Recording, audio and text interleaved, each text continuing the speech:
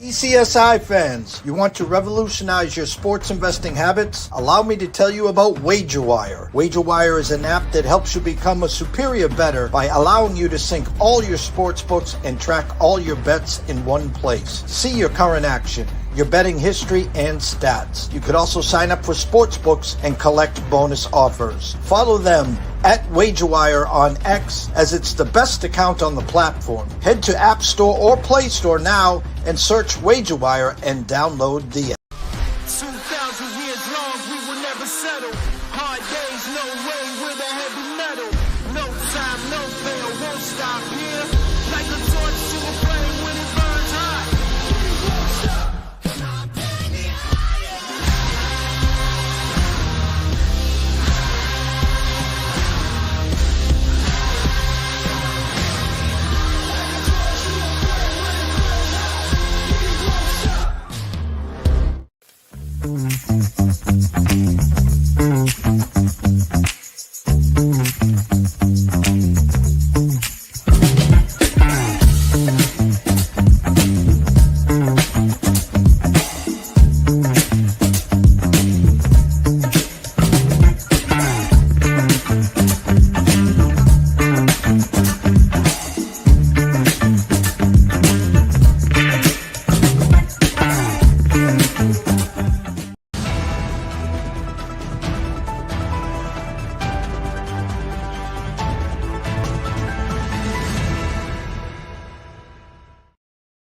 Good morning, sports fans from all around the globe.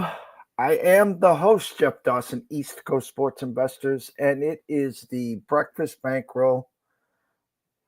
Very excited. Big show this morning. We're starting off with Mr. Andrew McInnis at McInnis Picks at Wager Talk to talk about the NHL Playoffs. And wow, what an entrance. We've been waiting all year for this, but weekend, last night, overtime, last second, quarter of a second, overs, team total overs. They've had it all, and it has been super exciting so far.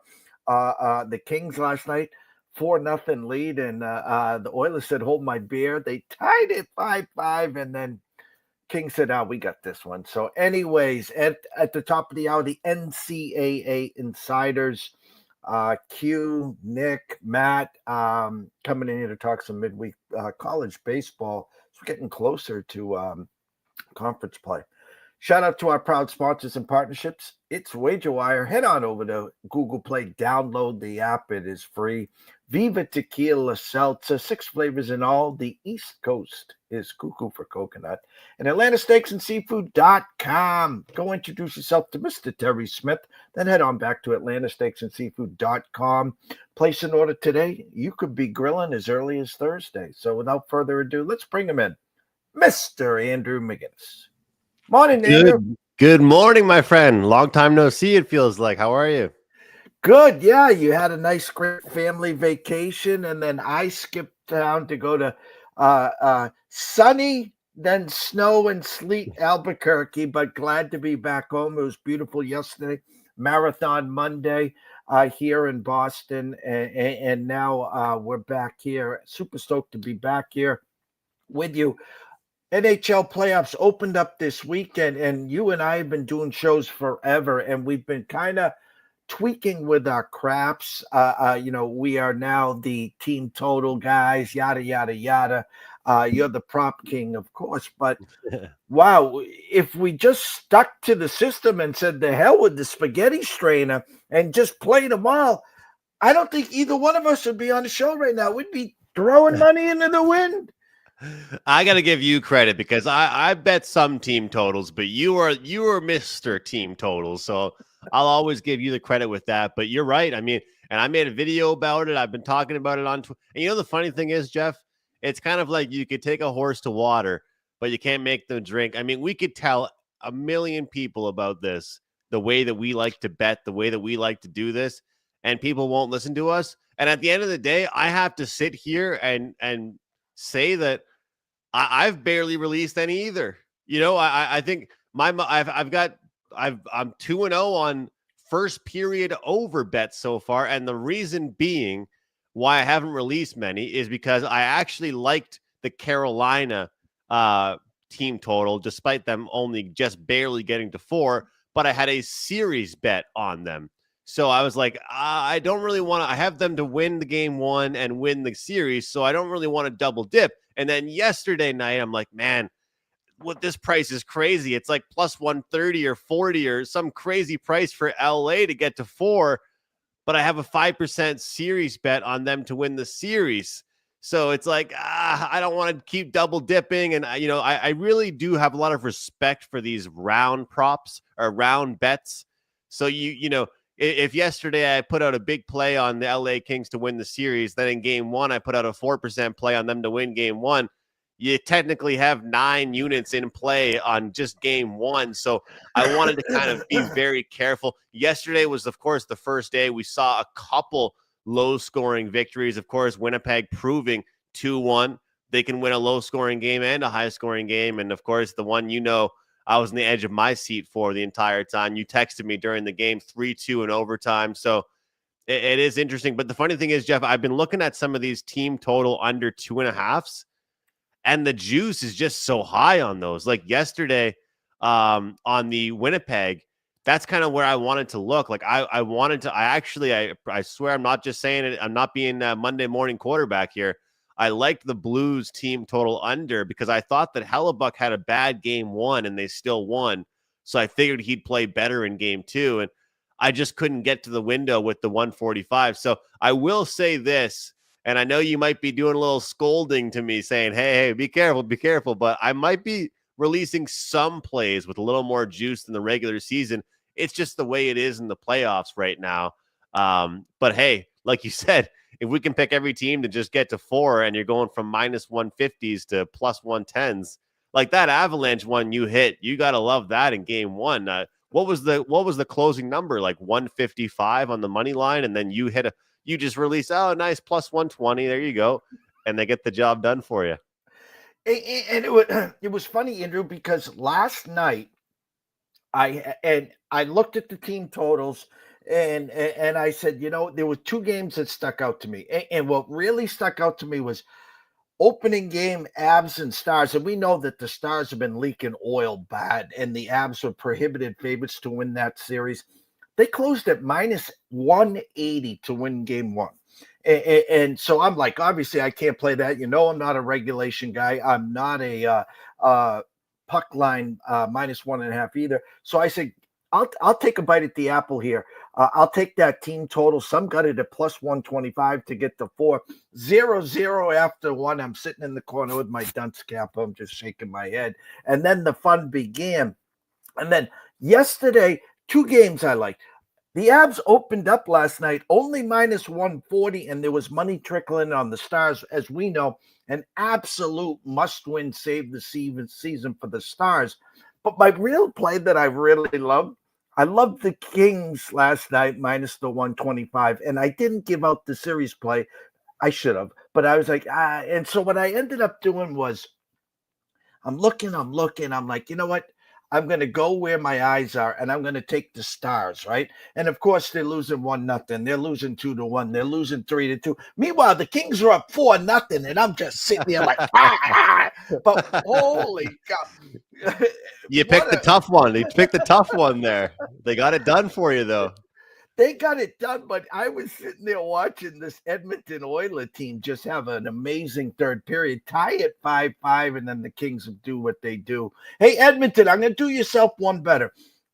After the playoffs, whether you lose in the first round or whatever, call me, and I'll forward you to Don and Cam. We got this guy named Swayman that's going to have a huge bounce-back season next year. So, but you got to be super stoked of what you've seen so far, whether it's the weekend. And listen, I sent you the text last night because when Caps opened up minus 250, and that line didn't move early. And listen, I'm not saying that your Habs were going to win this series, but if you had to ever sprinkle some beer and pizza, because the 2-1s, Washington and Winnipeg, listen, no one's given them any respect. I love the whiteout like you do, but I thought your Habs would play real tight. And, I'm superstitious. I just sent you that because you got to overtime. And as in my text, I said, hey, hats off to get there, because there's not a lot of people that even would think, gentlemen sweep here. I think you got a couple wins in your year, Andrew. I think so too, Jeff. The one thing I will say that is frustrating, but it gives the team belief, is that, if you asked me which comeback means more to each team, would it be the Oilers comeback or would it be the Montreal Canadiens comeback? And I would say that they don't even compare. They do not even compare, because if you're the Oilers and you say, hey, look, we scored 5 goals and we didn't get a chance to win that game. We didn't win that game. In a playoff game, that is the most deteriorating thing you can go through. But I think that when you look at something like this, it's just not really something that the Oilers can build off. For the Montreal Canadiens, they can build off that because they needed the confidence. The difference between them losing 3-2 in overtime versus losing 2-0 in regulation, getting shut out, getting bullied, Ovechkin hitting everybody, Wilson hitting everybody, it's a really big difference. So I'm not sitting here and saying, hey, look, they lost, but it's different how they lost. But at the end of the day, I think for a young team, the youngest team to ever be in the playoffs, it does make a big difference that they were able to send that to overtime. And they've been doing it for the past 2 months, right? This is what this team's been doing, scoring late goals, pushing games to overtime. And none other than Suzuki and Caulfield. And people said, well, are the bright lights and the physicality going to be too much for Lane Hudson? Oh, no worries. He got 2 points last night in his first ever career NHL playoff game. One thing I'll say, Jeff, is that a lot of fans want HARBOUR Jack-Eye back in the lineup, the physical guy, the fighter, the tough guy on the blue line. And, Jaden Struble is the other young guy that they've kind of swapped in and out of the lineup, those two players. And the thing is, I've liked what Struble's brought, but at the end of the day, if he's not going to bring physicality and he's not playing that many minutes, then I think Jack-Eye should play.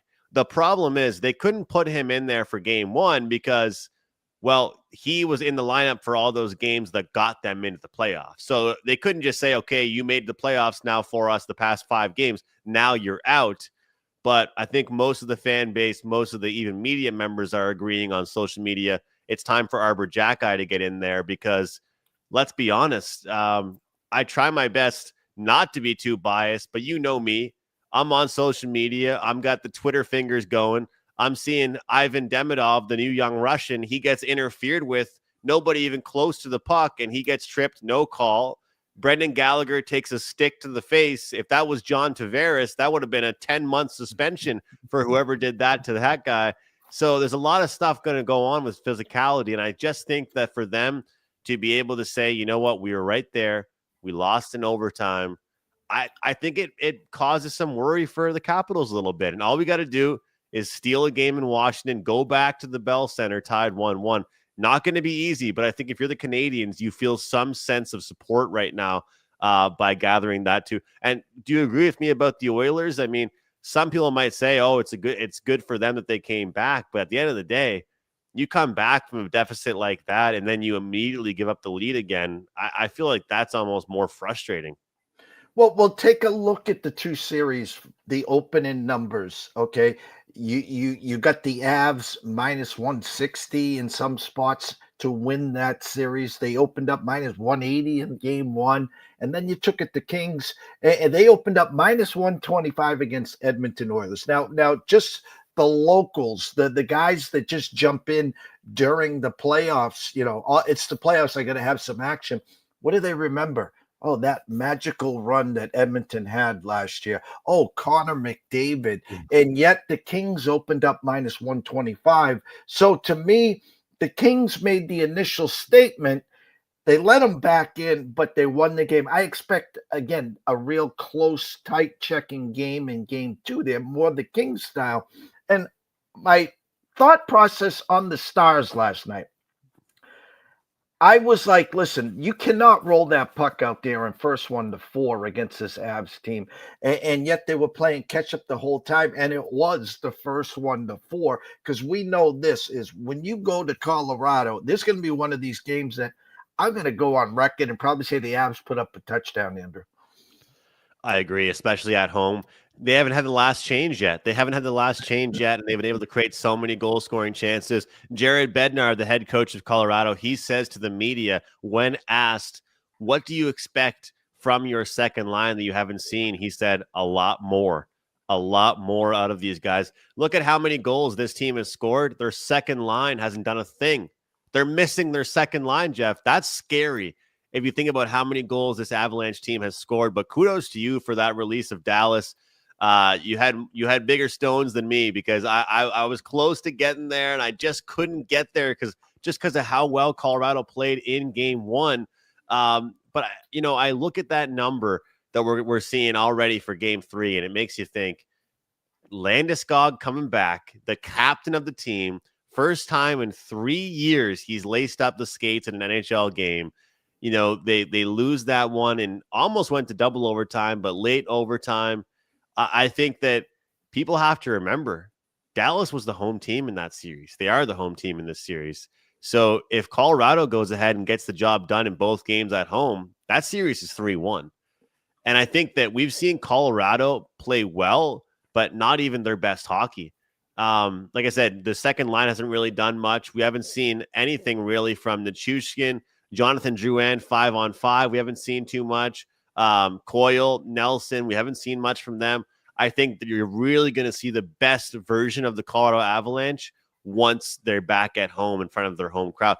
But I will say, Josh Manson and Sam Girard, the defense are looking a little bit leaky there for the Avalanche. So the big question comes, how much ice time does Cale Makar get? How much ice time does Devon Toews get? Because you don't want to have these guys running on fumes and it's only game 3 of the series. That could be an issue. And shame on the NHL. They pulled an NBA. You can't have any one of these series already have played 2 games, and yet here we are talking about Florida and Tampa game 1 here. And I know you got another show. We got you for about 7-8 more minutes. I lean Tampa in this series here. I do, but big game here. Florida can come in and make a statement like the Avs did, but the numbers aren't saying that there. We got 4 games tonight. New Jersey, Carolina. Carolina up 1-0. They're minus 255. Ottawa and Toronto, a 5.5. I bet you a lot of people are going to be running to that window and banging that over again. You might want to pump the brakes there. Now down to 177. I expect a tighter game there. I lean Toronto. Wouldn't be shocked if Ottawa stole this one. Florida, Tampa. Money leaking in on Florida. It was 125. Now Tampa minus 113. Again, if you like Florida tonight, you better off just taking them in the series. That's just my thought. Minnesota, Vegas. Vegas minus 250. Now 229. Expect Vegas to win. Tight scoring game. But pucks, props, and thoughts for you tonight, sir.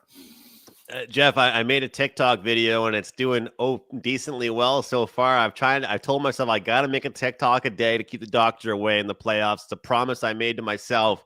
And the video I made was saying that the Ottawa Senators, statistically and analytically, and I know people will say, oh, this guy's an analytics guy. He's got the glasses on. Trust me, I am far from a smart analytics guy. That's for sure. But 1.9 to 1.37. Would you believe me if I told you that for the Ottawa Senators? 1.9, 1.37. And all my friends that are Maple Leaf fans, they said, Andrew, your team are the Canadians. They made the playoffs, and you're still coming at us with the Maple Leafs. They're living rent-free in your head. Look, I think that for the most part, a lot of those calls had to be made. A lot of those, you can't do a lot of that stuff. The only one I really didn't like was the first one. When the defenseman just turned around, he just turned, and then he got a little bit of a nudge. Timmy Stützle held up a little bit, and they still call a hit from behind or a boarding call. You got to call the cross-check to the face. The Matthews one from behind, even though he kind of threw himself into the boards, you got to call that as well. You got to call the trippings. Maple Leafs are so good on the power play. In fact, they're so skilled. They don't even have a defenseman out there running the point. Mitch Marner acts as their defenseman, so they go, I believe, 3 for 3 on the power play.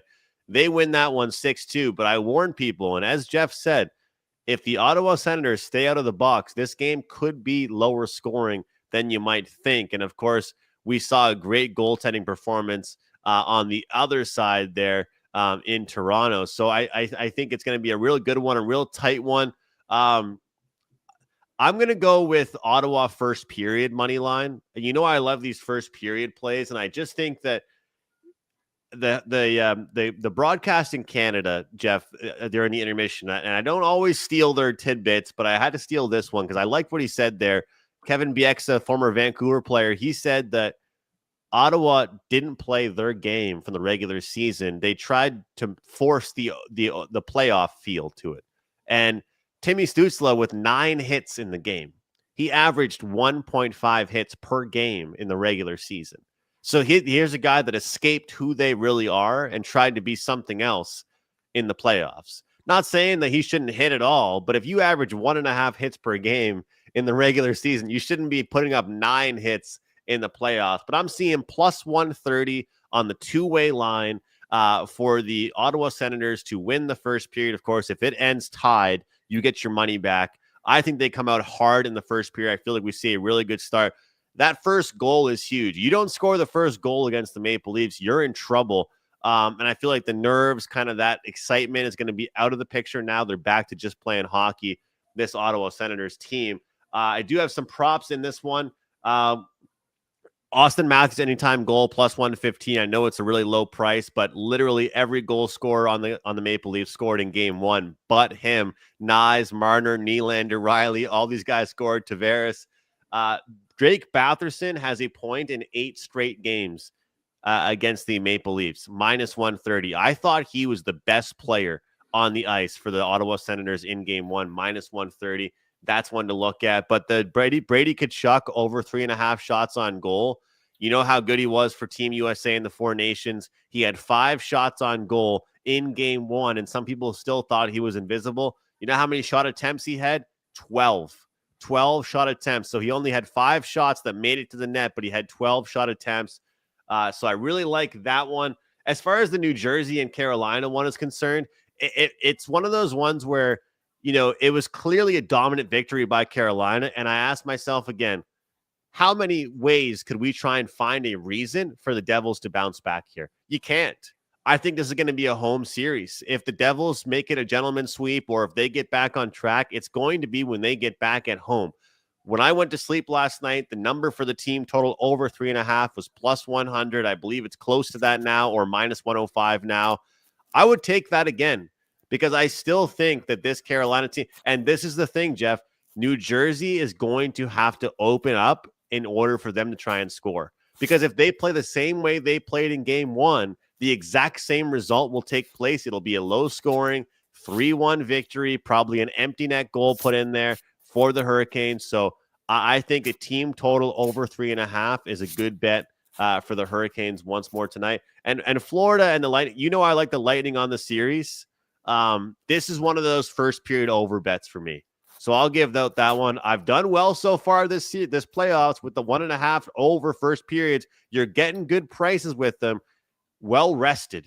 These teams haven't played in a handful of days. Bad blood, bad rivalry. You know it's not going to take long for these guys to start shoving each other between whistles, the punches, and all that greasy stuff. You got Tkachuk and Marchand playing on the same team.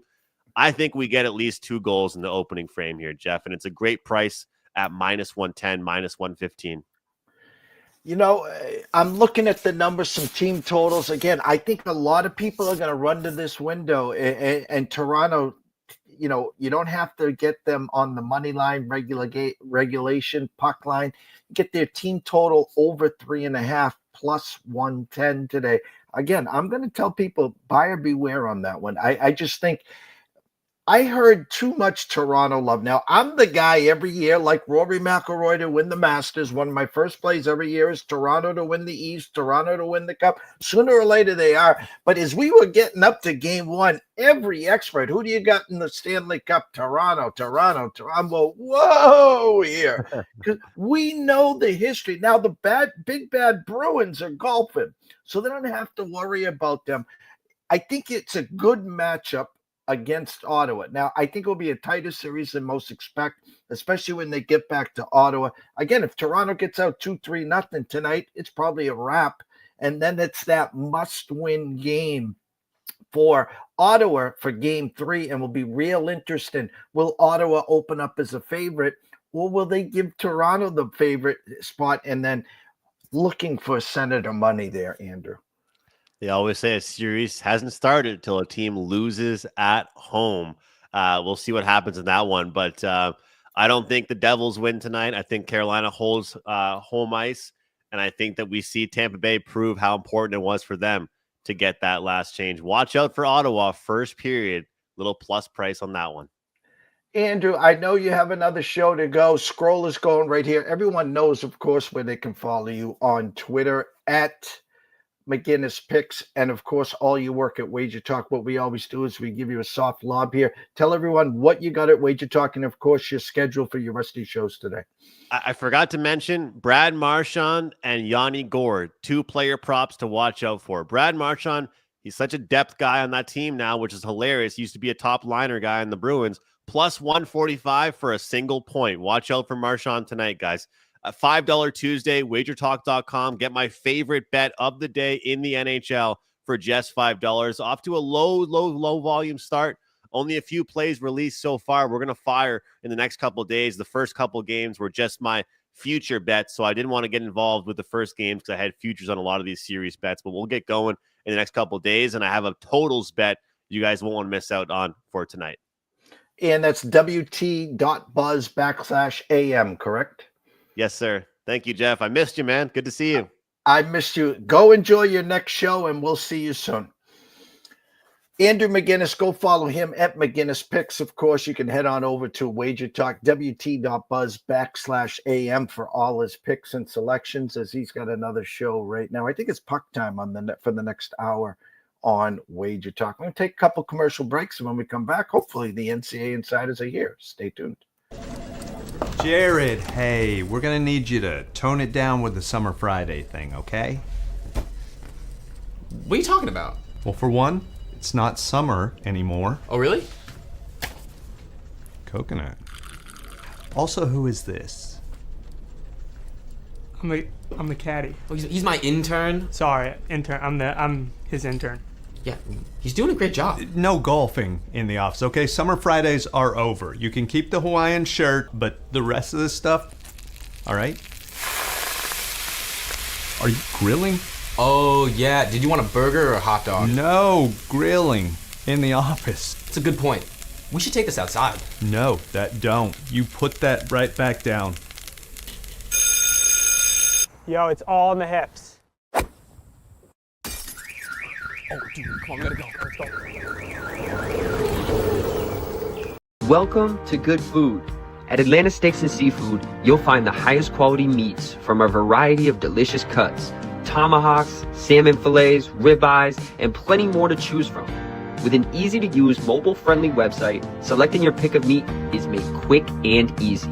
And don't forget, worrying about your dinner is a thing of the past. Check out some of the amazing subscription packages that Atlanta Steaks and Seafood has to offer.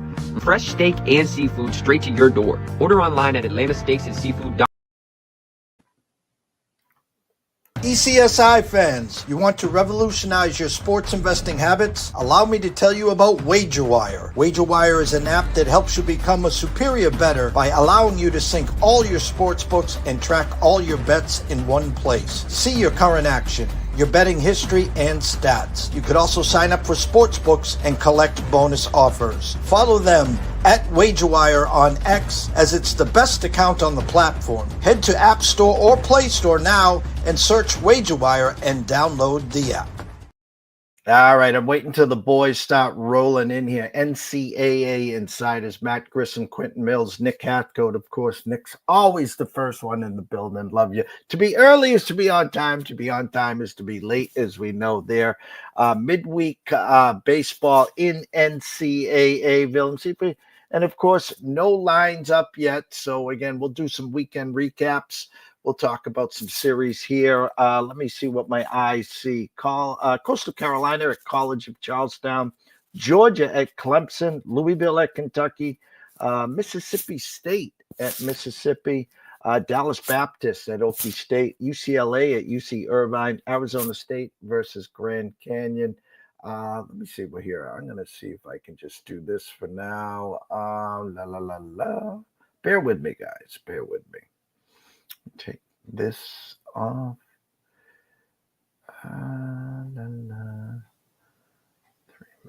to Jeff and Nick.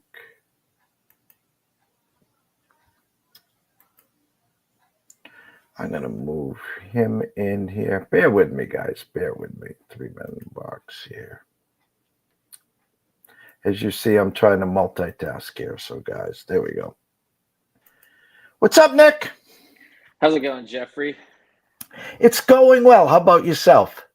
I'm doing good, Actually, going to see a game live in person. Going to see Vandy tonight while I'm in Nashville. So it should be good. I'm hoping for a good game. I got MTSU on the docket today. So hopefully it's a good kind of mid-major versus an SEC team that's riding high right now. What'd you see over the weekend? Man, another confusing weekend of college baseball, but it's why we love it. Once again, Georgia goes on the road, gets swept by Vandy, who I just mentioned. It also feels like every time I talk up a team on this show, then that weekend they lose a series. Larry, last weekend you brought the question. You said, who's kind of a team that's kind of being slept on a little bit? Brought up TCU. They just went to UCF and lost a series. And I also brought up UCLA, who just went on the road to Oregon and lost a series. So I don't know. It's what we get from college baseball, though. Crazy outcomes are what we expect. It's what makes the sport so great. I have to bring it up, and unless I misread the tweet, my UConn Huskies have won 8 in a row. They have. Hey, this is UConn. Here we go. They turn it on late. Still, they're too far behind now to really get an at-large bid. It's going to be something, but if they're a hot team at the right time and they can win that conference tournament, then yeah, they have a shot, because the rest of the Big East has not been great. Outside of, I'd probably say Creighton and Xavier, I'd say right now UConn's playing just as good as anybody in that conference. Is it the Big East? Whoever wins the conference championship this year, is it a one and done? I think so. Creighton's RPI is okay, and maybe if Creighton wins the regular season, then they could kind of get a look. But yeah, the way their RPIs are kind of standing out right now, it looks like that's probably going to be a one-bid league. All right, now I get it. All right, so no, I'm trying to get multitasked here. Bear with me, guys. Bear with me. Let me see here as Matt's here now. So I'm going to do this. We're going to go here.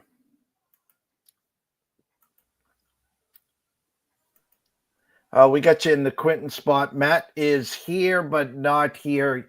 What'd you see from the SEC, of course, and your Tennessee Vols?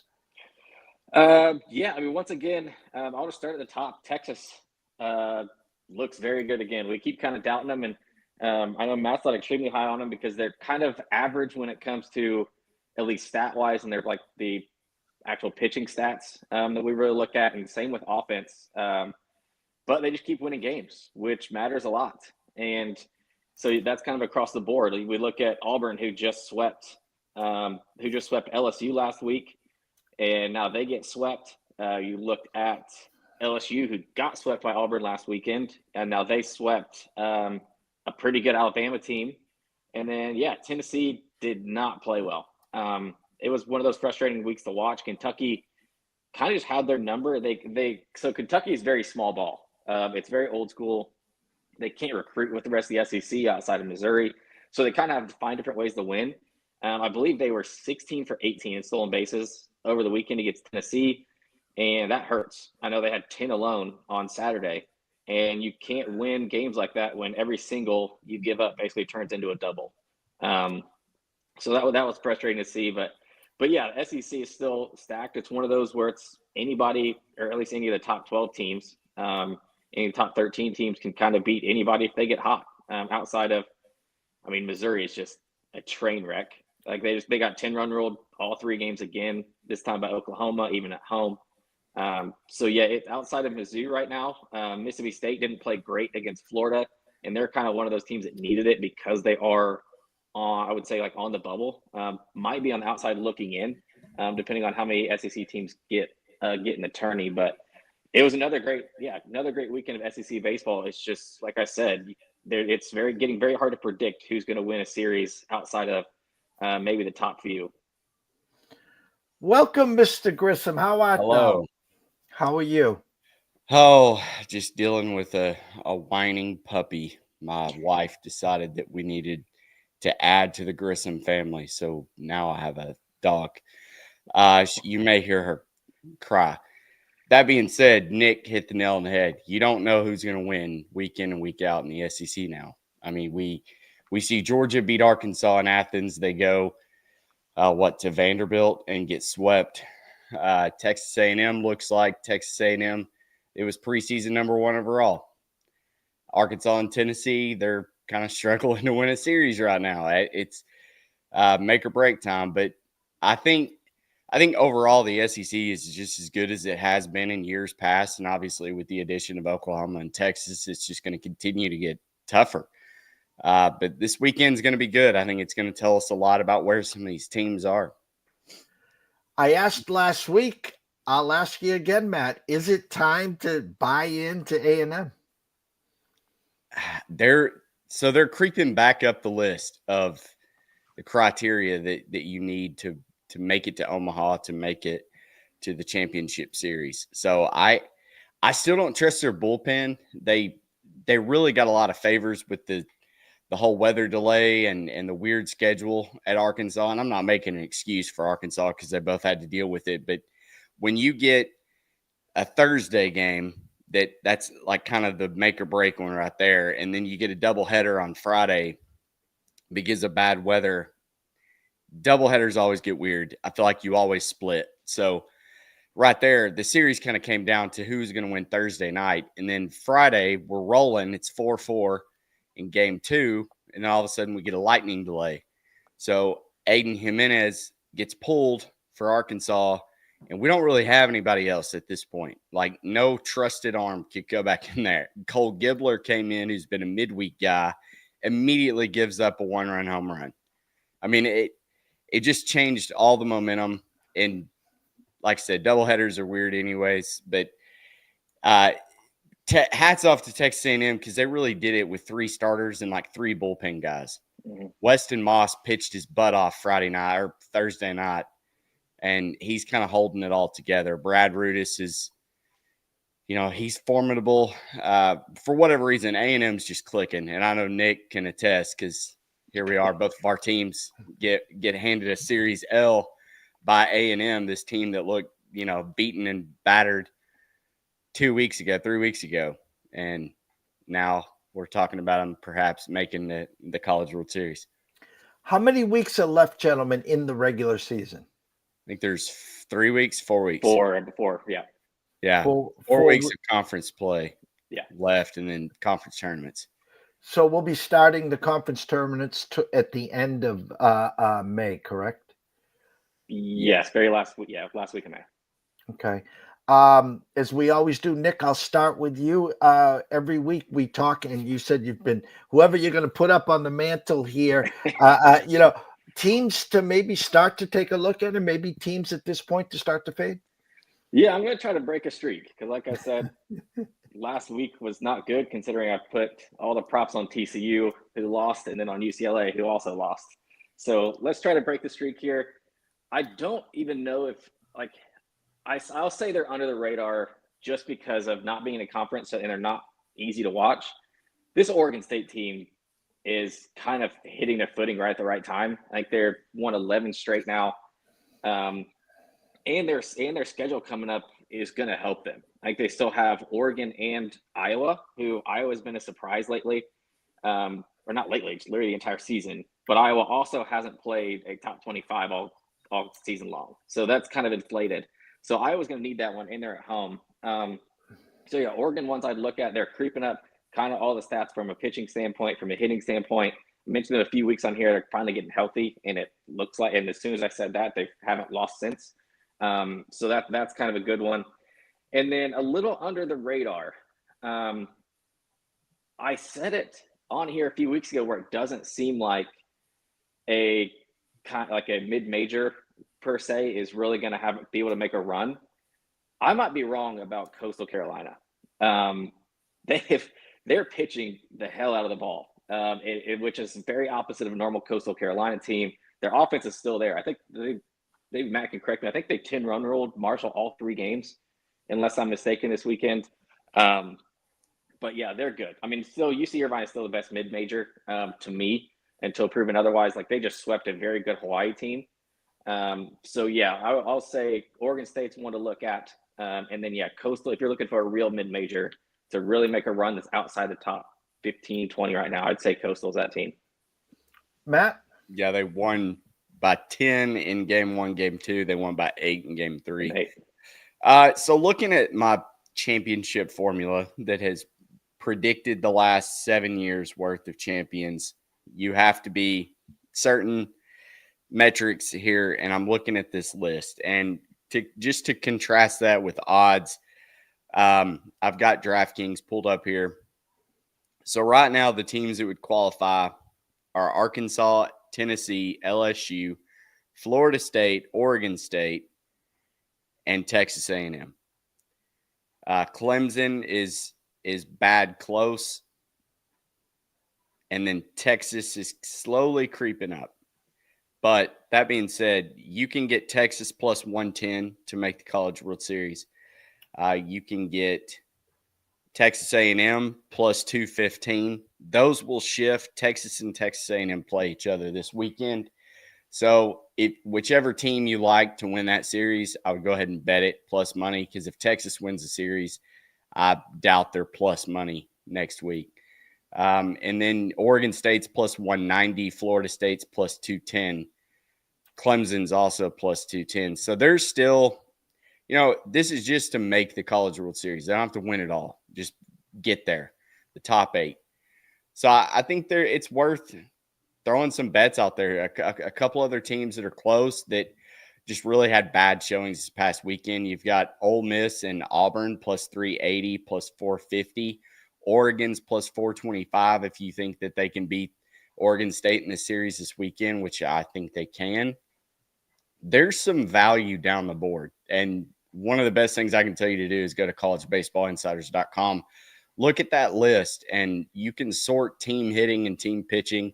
Look at all the advanced analytics and just line those up with the odds of, okay, this team is really good, really balanced. They're top 25 in both hitting and pitching, which I typically look at xERA or Sierra, and then weighted runs created. And you find these teams that the odds don't line up with how successful they've been, and you try to beat the numbers. The good thing about it is DraftKings is pretty slow to move numbers, especially in the futures market in college baseball. So you can attack these numbers before the odds get out of whack. Because at the end of the day, it is a very chalky sport. And if you're not invested throughout the regular season, by the time you get down to Omaha, if you're looking at the top 8 teams there, it's kind of late to the game to try to bet a futures ticket on one of those teams to win it. Because once they get to Omaha, anybody can win it. Yeah, and let me add to Matt's point real quick. Just because about like the A&M and Texas with those 2 teams, Texas teams or teams in the state of Texas used to get screwed by how good the sport is in that state. And now with Texas and Oklahoma, I know Oklahoma's not in Texas, but it's still right there. With them moving to the SEC, the way the tournament works is you can't have the same conference member in the same regional. So like where teams used to get stuck with, if A&M's a 1, then Texas is a 2, Dallas Baptist is a 3, or like you could have Texas as a 1, you get Oklahoma as a 2. So that can't work like that anymore. So then that means you're probably getting, like Texas seems like they'll probably be a lock as a 1 right now, but A&M, which means they will avoid all of those upper end SEC teams, and they'll be probably ranked too highly by the end of it if they stay hot to be worried about going to Clemson or going to Florida State. So they could actually get a very favorable kind of regional draw being in the state of Texas, which is different than usual. And what I was going to bring up is like March Madness. We had a Florida to make the Final Four and a Florida to win the championship. We had a Duke to make the Final Four. We did have a future on them from way, way back as well. So what you're basically doing is if you like a handful of teams to win it all, you kind of want to back them up as we call as a saver here. Just get to Omaha and then we'll figure it out from there. Yeah. Yeah, obviously have a ticket on. I mean, it's kind of to equate it like you did to March Madness. If you could have gotten, let's say, Florida and Duke plus 220 to make the Final Four, you would take that all day. And then if you've got the one to win it all, plus get to the Final Four, like you're sitting in a really good position. Take your 4 best favorites, pick them all to make it to Omaha, have another ticket on them to win it all. And if you get 3 out of 4 there, you're going to make money. The problem is the odds shift so quickly on the favorites, because it's like as soon as the new number 1 is announced by D1, bam, the odds are changed. So Arkansas is plus 500, Tennessee's plus 450, LSU's plus 800, Georgia's plus 1,000, Texas is 11-1. Those are your 5 top teams. Those are your 5 shortest shots. Closest one next to him is North Carolina at 16-1. Texas A&M still 20-1. What I'm getting at is there's no value in Tennessee plus 450 now. There's no value in Arkansas plus 500. LSU at 8-1 still. That's kind of where they were in the preseason. I think that may be worth betting now, but always shop around these numbers. If Arkansas loses another series, which I think they will, they've got a gauntlet of a schedule. They've got LSU, Tennessee, Texas, yeah. and at Florida this weekend coming up. I mean, that's brutal. If they lose a series or two, those odds are going to get back to 10-1, which I hope that everybody was listening and go ahead and grab them at like 11-1, 12-1. Like I said earlier in the season, same with LSU. But if there are some other teams, Florida State, Texas A&M, North Carolina, Texas, if you want to get on them now. Clemson, 25-1. Those numbers will not be there if you try to wait for the field of 64 to come out, like in March Madness. Bet them now. Before we get to the midweek series, there was a team we talked about last week, North Carolina, and there's a team that hasn't been addressed. I was just trying to get a temperature, Nick. Florida State. I know they got a horse, a great Friday Night Lights pitcher as well. But give me the temperature on North Carolina and Florida State right now. Yeah, I mean, North Carolina, their issue, like looking back at it, it's crazy to think how down some people were on them. And I know I was one of them because they had 2 series. I think they lost both. I think it was literally the first 2 weekends in the ACC play that they got beat. And like everybody was down. But yeah, now they've kind of shown back up and it's been the North Carolina we expected. The offense has been a lot better recently. Like they're one of the top offenses in the country over the last month. Pitching staff's been the same. I know their schedule hasn't been quite as good, but they're taking care of business. Same thing with Florida State. Florida State, whether they're on the road or at home, has been very good. Midweek wise, not so much. I know they lost, basically you could say lost a series to Florida, losing 2-1, but those are midweek games, so it's a little bit different. Like I don't know if anybody would really say that Florida is better than Florida State right now in a weekend series. At least I wouldn't, because if they were throwing Arnold and Joey Bellini, I would take those 2 guys to beat like Peterson for Florida. So I don't think that's kind of even a way to look at it. But yeah, I think ACC wise, we've talked about it. It's so top heavy. We started some controversy with some Georgia Tech fans over the weekend because losing a series to Miami, and some people were trying to say like, oh, so now Georgia is in trouble and now Arkansas is in trouble. It's like Miami is not. It's like it's not Texas A&M and that's not Vandy. But yeah, so like outside of those top few, like I don't know who Georgia Tech is right now. I don't know because the best teams they've played, they've lost to. And I don't know, especially Wake is probably the weirdest team right now to kind of get a pull on along with Louisville. Yeah, Wake is an ACC anomaly right now. Yeah. Florida State, they canceled the series with Virginia. Mm-hmm. Thoughts and prayers for the people on Tallahassee's campus there. But Florida State's in a good spot. I think North Carolina is too. Both of them are great coaches. And I think that's something you've got to start putting stock into here as we make a final push towards the postseason over the last 4 weeks. Link Jarrett, Scott Forbes at North Carolina. They're great coaches. They're going to figure out ways to win, get their guys there. I'm staring at a blank screen. So again, this happens to us once in a while here on the midweeks. Last a week, we were fortunate to have a bunch of popped up. I know you have other websites, so I'll start with you, Matt. series this week in the midweeks? Any series, any lanes, any numbers that you might have in front of you? Because I have none right now. I mean, we've got some really good games, some ACC, SEC conference matchups. Georgia Tech taking on Auburn. They've already played each other. Same with Georgia and Clemson here, a little in-state rival. Depending on the lines, I think, if you'll go over to our website and use those matchup previews, they should help you a lot. Right now, it makes Georgia minus 229 versus Clemson. I think you're going to get a better number than that. I think Georgia, with the way that they're swinging the bat, Clemson's their pitching staff is anchored in their weekend. I don't think Clemson's been very good in the midweeks. They are number 2 in the country now, so we will see how that goes. But there's kind of been a common trend of whenever you jump up in the polls, that's when you lose. It hadn't happened to Texas yet, but we shall see. Georgia's going to be hungry for a win after getting swept last weekend. Nick? Yeah, I would. That's one where for me it's bet Clemson or nothing, depending on what that number is. Just being at home, we've seen Georgia's 1-7 in the last 8 road games, and just kind of different away. Even though there's a hitter's park, for sure. But yeah, another one I'm interested in. You mentioned a couple of those ranked ones. UCLA, UC Irvine on the West Coast is a big one. UC Irvine right now is 18th in the RPI. This midweek game, this is one of those rare midweek games that a team like UC Irvine is really going to be trying to win, because I think they're in a good position to host right now with how good they've been in the Big West. But if they can also add a win against UCLA, then that'll jump their RPI at probably 2 or 3 spots, get them in that top 16. So that's a big one there. And then there was one other one that I was looking at.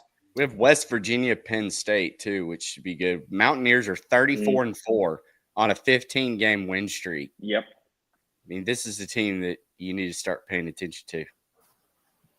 Yeah, and then Louisville at Kentucky as well. 2 completely different weekends these teams are coming off of. This one is in Lexington, so at Kentucky. I think who won they played like 2 weeks ago. I'm trying to think of who won that game, but I think I want to say Louisville beat them. Yeah, Louisville won in 10 Louisville innings. won 4-3 in 10 innings. It'll probably be similar. That's going to be a very good game. I would probably back Kentucky just from being at home. I think there's a chance that line comes out somewhere around like 115. So that would definitely be another one that I would take a look at. Well, guys, we know we'll be back Friday, 11 o'clock for Friday Night Lights, the weekend series of matchups, of course. We can't wait for that. But as we always wrap up this spot, Nick, tell them where they can find all your work and your plays. Yeah, Ian Hathcote 413 on X, where I do most of the stuff. Also, our NCAA Insiders X account, trying to put a lot more game day type stuff, talk about the games that are happening, some results, throw some videos up there, like big plays in the game. And then tonight, I'll also be boots on the ground at Vandy, covering it from the site. So hopefully we'll get some good content there. Might do a chicken tender review if they have some. So hopefully they come with fries, because that was our lowest score yet. Coastal Carolina didn't have fries with their chicken tenders. So let's hopefully Vandy does a little bit better in Nashville. I think if I saw correctly, and I could be mispronouncing this, but I think Coastal Carolina is the school that come football season, they were going to give all their food, their concessions away for free, correct? Correct. Yeah, that's a cool thing to do, because that's what they said starting next year. It's going to be for all their sports, or at least I saw for football and basketball. Okay. So I don't know about baseball yet, but I would assume they kind of follow that trend. Matt? I tried to do a chicken tender review at a 7th grade baseball game, but the video cut out on me, so that sucked. Much to my surprise, the little park we were at had a chicken tender basket. So when in Rome, I'm at Grissom on X, collegebaseballinsiders.com, Nick Dimmitt, and what he has done over there. Like, if you're not on that handicapping, using the stats, it's all the stuff that's behind D1 baseball's paywall, all the advanced analytics. I just want to drive as much traffic as I can to it, because it's such an awesome product and it's absolutely free. Go check that out, collegebaseballinsiders.com. play around with matchup preview. And yeah, I'm Grissom on X. Guys, we can't thank you enough. Of course, Quentin Mills on assignment. Hopefully, we'll all be back on Friday. Enjoy the midweek games. Nick, have fun. Looking forward to that chicken tender review there. And Matt, hope the pup is all it's cracked up to be. She has made it through the show without whining, so we'll see. Well, we're hoping the dogs will be barking on Friday, because it's always good to have a couple underdogs on Friday. Yeah. It's definitely a weekend for it. And I'm so excited for Texas A&M. There's going to be, even if you're not a college baseball fan, it will be worth it. There's going to be some fights. I guarantee there will be some ejections. It will get rowdy there. Yeah, they switched it to SEC Network, so it will be on live. They know what they're doing. We'll have to stream it. Gentlemen, behave yourself. We'll catch up with you on Friday. Thank you, Jeff. Thanks a lot, Take Jeff. care.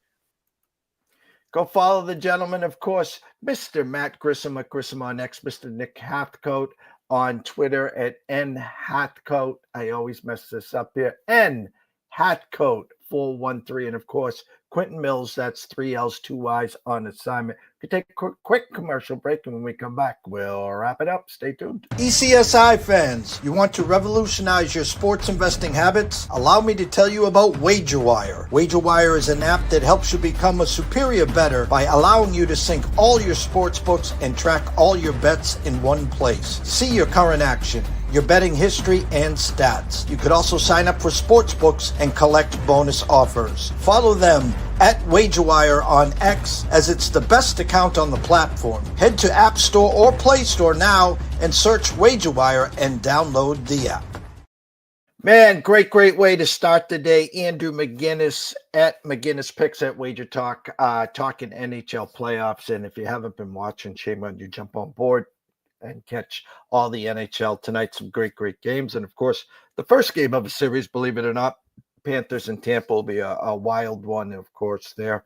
NCAA Insiders, Matt Grissom, Nick Hathcote, the best in the business, and Quentin Mills as well. Go over to NCAA Insiders. Still got about 3 weeks till they start the conference championships and the regionals, the super regionals, and of course, Omaha, 8 teams playing for it all.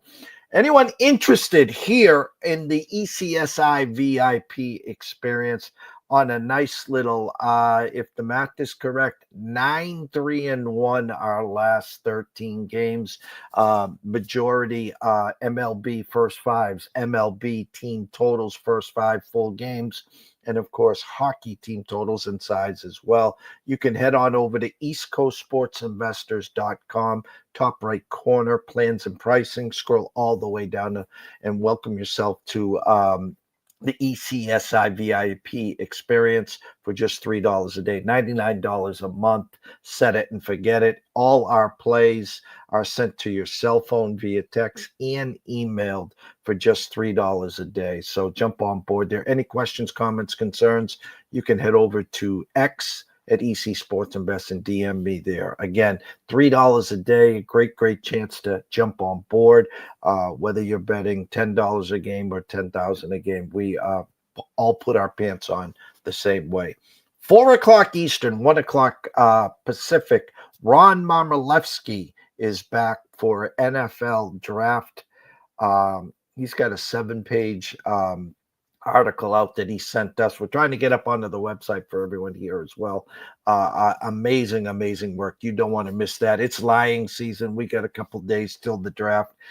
My head right now today, Cam Ward 1 to the Titans, Travis Hunter 2 to the Browns. I think the Giants stick and stay, and they take Abdul Carter at 3. And I hate to say this, the Patriots at 4 are going to take Will Campbell, and I think Jacksonville's just playing possum. I think they'll take Mason Graham, and I think as it stands right now that Vegas will take Ashton Genty. So for myself, Jeff Dawson at EC Sports Invest, hope everyone comes over and joins us at 4 o'clock again for Ron Marmolewski. And again, come on board for the ECSI VIP. This is our 10th year of public service, guys. Okay, if you jump over to our YouTube page at East Coast Sports Investors, subscribe. It's free. We've got over 10,000 subscribers there. And there's no hiding here. We're 100% transparent. We're the 1% of the 1%ers here. And if you enjoy this is not entertainment for us. This is a pure grinding profit marathon. And if you want to be a part of it, help you increase that bankroll, we're the guys that you want. So guys, have a great day, and we'll see you soon.